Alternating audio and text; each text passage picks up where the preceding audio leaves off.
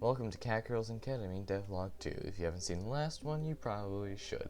This time around, we're making a weapon pickup system, and you can see right now we're actually making the arsenal, which our box will be based off of later. Now, this time we have to make sure that all of it works, and that means we have to patch bugs from the old one, and we also have to make sure that the new systems mesh with that original system. So, the pickup system is simply just a Git collider. We use a breakcast shot from the player's face to dictate how long their reach is. In this case, I do believe it's about 3 units. Now, we use that raycast to get a collider, then that collider is usually the weapon. Once we get the weapon, we can then make sure to add it to the proper weapon slot. If it's a primary, it goes into the primary slot, so on and so forth. There is no negotiating about that. You can't stuff a primary into a melee-shaped hole. Now, in order to make the drop, we have to create an instance in that. But we couldn't, because for some reason I decided to use git parent like 3 times to get the aimcast, which is vital for the gun to work. Now, so we made the aimcast actually come from the root of the game. That way, we can just make it perfectly generic, maybe add in a few git nodes, so that we can finally make it work. After making the weapons compatible with reality and not make it want to kill itself like I do right now because this video is going really poorly, we can actually add them to the world and allow them to be collided with. That way we can pick them up straight from the source. We actually tried to have them reference each other as scenes, which didn't work because Godot is kinda cringe and makes it so that you can't reference 2 nodes from each other for no apparent reason, and I don't understand, and it hurts my brain. Rant aside, I got it to work after approximately 2 hours. My life is pain and suffering. After that, the drop system didn't work. It just disappeared into the void, and I just don't know what it was doing. So I, of course, had to fix that as well. Mostly because it wasn't working, because, well, Godot. Now, in order to fix it, I had to make it so that I had to drop it. In order to do that, I had to have it be removed from the player, then added to the world, so I had to reference it as a variable, then I had to destroy the child, then I had to create the child again, because reasons.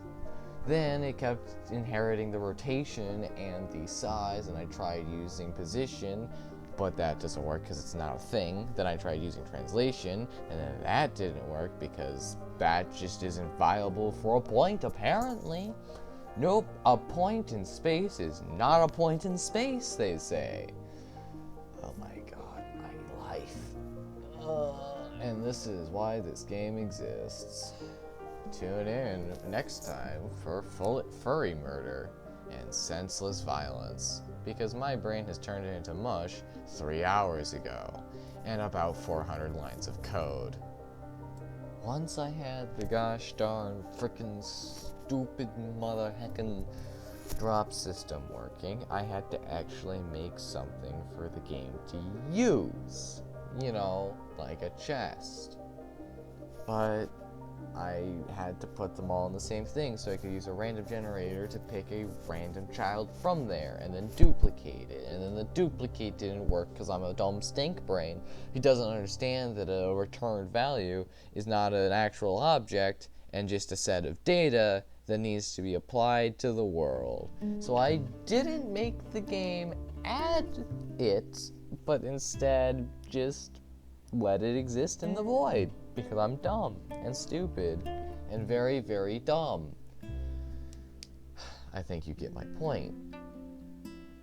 But after that was done, I could finally make it work.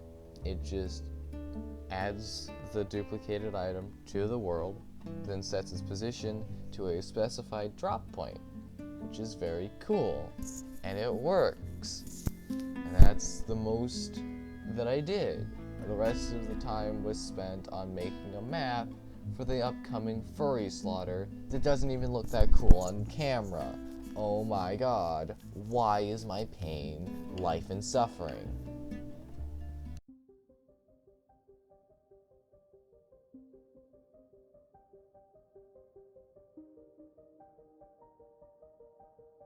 Okay, I've had my moment.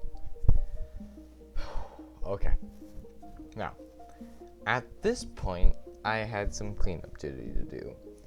The health was not being displayed, the regeneration was kind of whack, not gonna lie, and the ammo was not ammoing.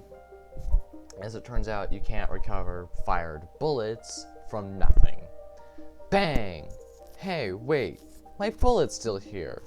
Bang again.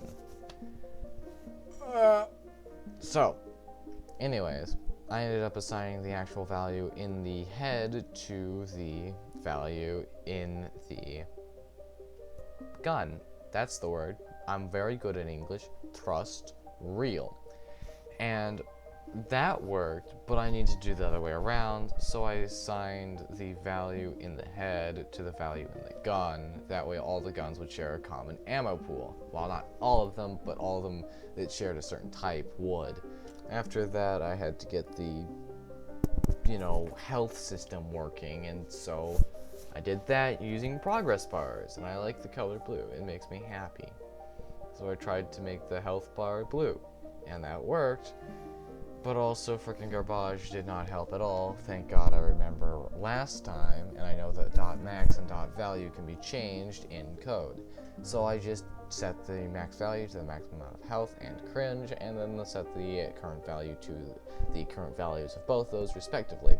Then whenever the character is damaged or hurt in any way, it will receive a cringe value and also a damage value. The damage value will reduce the health, and the cringe value will increase the amount of cringe the character has taken. Too much cringe, they die. Not high enough health, they die. Now also I had a regeneration mechanic so that players had just chill out of combat for a bit to regenerate their cringe. That way it can be more punishing if they get hit a bunch in a row, but they can also dodge for a bit and regain that without regaining permanent health. That way it's a little bit more balanced. So, after having to fix my mistakes of my father and the sins of my past, I had to make a map to put the furries in, so I could rip their hearts out while they still beat. I'm getting ahead of myself. Now, as you can see on screen, I made standard hallways and intersections. I actually plan on making the late game map generation exactly the same way. An intersection, then using pathfinding algorithms, they path from point A to point B, creating a hallway that matches that using corner pieces, intersections, and straight pieces. And rooms will be connected using these. Now, I also had to populate it with some furries, and here you can actually see us testing it out. So, just so much pain. And thankfully, soon it will be their pain as well.